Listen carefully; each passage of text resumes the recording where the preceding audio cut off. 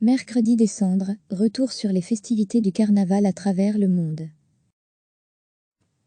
Au cœur de la polémique à Alost, sur la samba de Rio de Janeiro ou Paredor, de Violet de Verre à la Nouvelle-Orléans, les festivités de carnaval se terminent ce mercredi. Après plusieurs jours de fêtes, de déguisements et de cortèges, la fête s'arrête au lendemain de Mardi Gras. De Venise à Barranquilla en passant par Binche ou Luanda, comment fait-on le carnaval à travers le monde ? La tradition chrétienne consiste en de longues festivités, avant une période d'ascèse et de privations alimentaires pour les chrétiens pratiquants.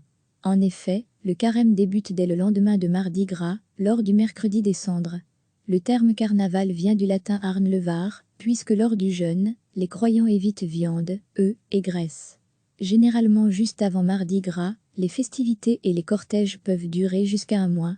Sous l'Empire romain, ou encore en Mésopotamie, le déguisement avait déjà une fonction égalitaire. Les maîtres se déguisaient en esclaves, les filles en garçons, les riches en pauvres. Le carnaval, plus qu'une simple fête nationale, est aussi l'occasion pour les acteurs de faire passer des messages concernant la situation politique ou sociale de la communauté. En Belgique, de nombreuses villes de Wallonie célèbrent cette tradition.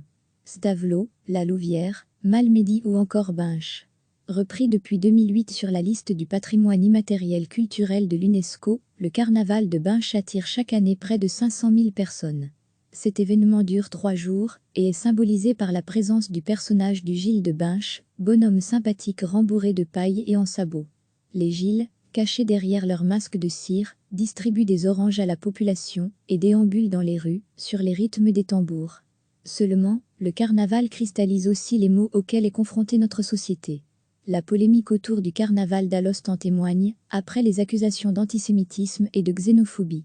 Depuis sa création, le carnaval affiche des chars aux messages, stéréotypes et représentations problématiques. Le ministre israélien des Affaires étrangères Israël Katz a appelé, via Twitter, la Belgique à condamner et à interdire le carnaval d'Alost. Pourtant, les chars ont bien défilé cette semaine, avec la présence assumée des caricatures stéréotypées en question. Le sociologue Walter Wehin s'exprimait auprès de nos confrères du Standard. Le carnaval porte nombre de questions urgentes comme le racisme, MeToo, Zwarte Piet, l'appropriation culturelle par les Blancs, la question des genres, l'hétéronormativité, la transphobie, etc., qui présentent tout un schéma similaire. En effet, ce n'est pas la première fois qu'un symbole du folklore belge est montré du doigt. L'année passée, c'est le char du sauvage de la ducasse d'Ath qui alimentait les polémiques. On y voyait un homme, grimé en noir, enchaîné sur un bateau et censé hurler sur les enfants. De nombreux collectifs accusaient alors la ducasse de racisme et de négrophobie, ce qui n'a toutefois pas empêché l'événement d'avoir lieu. En Espagne, c'est le carnaval de Campo de Criptana qui est accusé d'antisémitisme, au lendemain d'un défilé d'hommes habillés en SS ou en pyjama rayé. Le carnaval est bien sûr aussi célébré hors des frontières belges. Le carnaval de Nice, dans le sud de la France, est l'un des plus reconnus. Les corsos, cortèges de chars défilent près de 2 semaines, dans les rues de la ville. La fleur est le symbole du carnaval, les décors sont recouverts de lys, de roses ou de camélias, et depuis plus d'un siècle, les ambassadeurs déguisés sur les chars jettent des bouquets de fleurs au public. Censé se terminer le 29 février, la peur de la propagation du coronavirus par les Alpes fait planer la menace d'une fin des festivités plus tôt que prévu. Christian Estrosi, maire de Rome, a indiqué vouloir faire primer la santé publique et annuler le carnaval si un risque réel venait à être identifié. À quelques kilomètres de là, les Vénitiens n'ont, eux, pas été épargnés. L'Italie étant le pays européen le plus touché par la propagation du virus, le carnaval de Venise a été stoppé avant son terme. Il est l'un des plus anciens et des plus prestigieux d'Europe, du fait de ses masques et ses costumes artisanaux vénitiens. Inspirés de la commedia dell'arte, certains de ces personnages reviennent souvent dans les représentations, comme le Capitan ou encore Harlequin. Un jury international y a l'habitude de désigner le lauréat du plus beau masque. En Allemagne, le carnaval de Cologne est également un cortège reconnu dans le monde.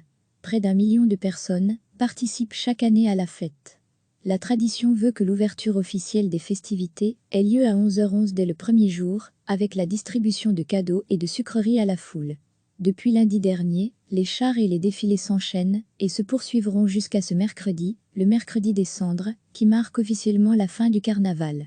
Les liens entre le carnaval de Cologne et le catholicisme sont assez visibles. Les familles qui décident de le fêter de façon traditionnelle placent devant leur maison une figurine, le Nubel.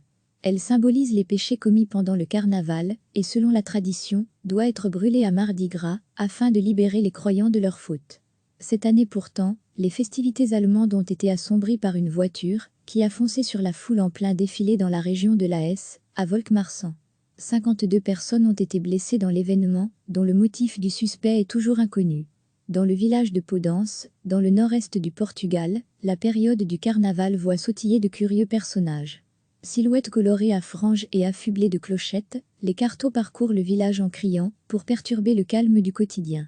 C'est le seul moment de l'année où les jeunes hommes peuvent porter ce costume. Cette fête est appelée la fête des diables, la figure du carto étant censée effrayer la population, surtout les jeunes femmes.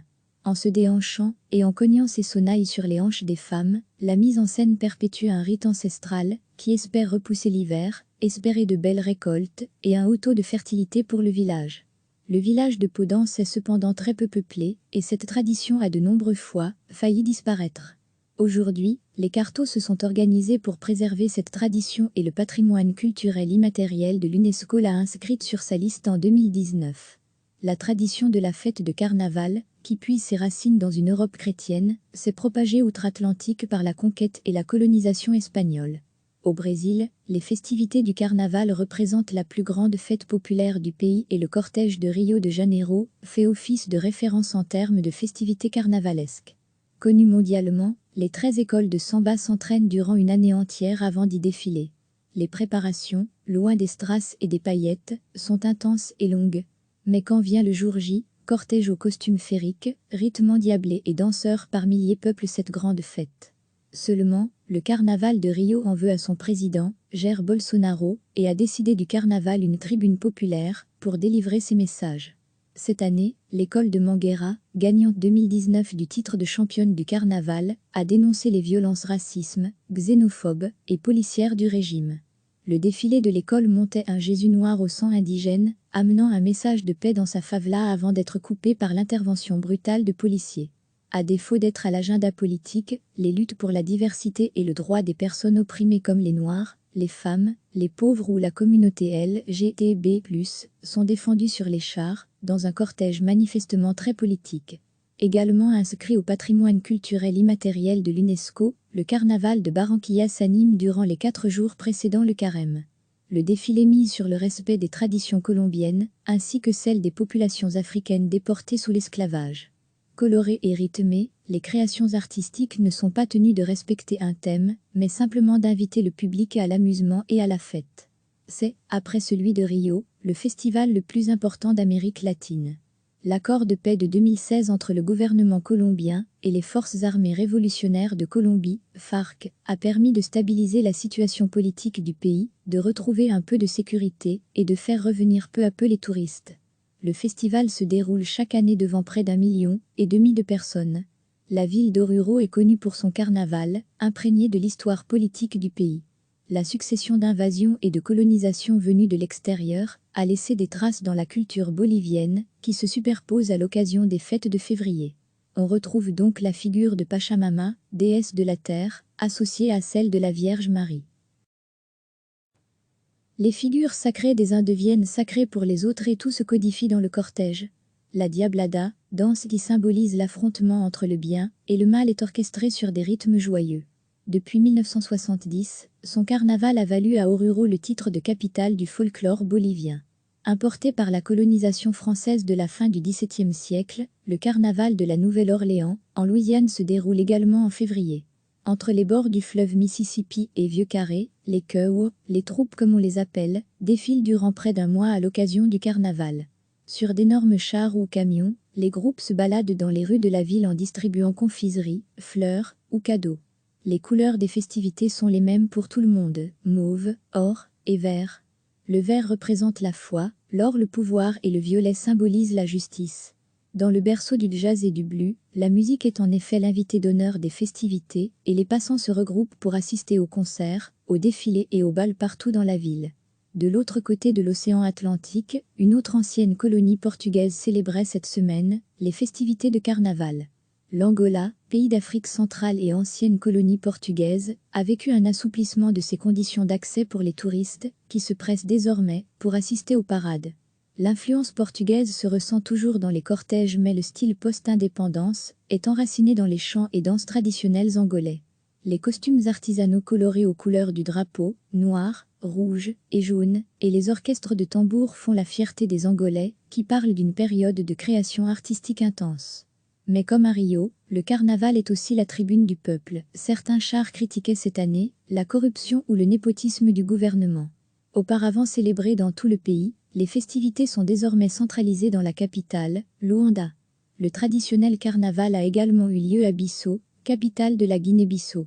Le pays est pourtant en pleine crise politique. Le président José Mario Vaz refuse de céder la place au gouvernement suivant et défie la communauté internationale en nommant un nouvel exécutif. La Communauté économique des États d'Afrique de l'Ouest, CEDEAO, a brandi samedi dernier la menace de sanctions à l'encontre de différents acteurs de la classe politique bissau-guinéenne s'ils empêchaient le processus de normalisation politique du pays.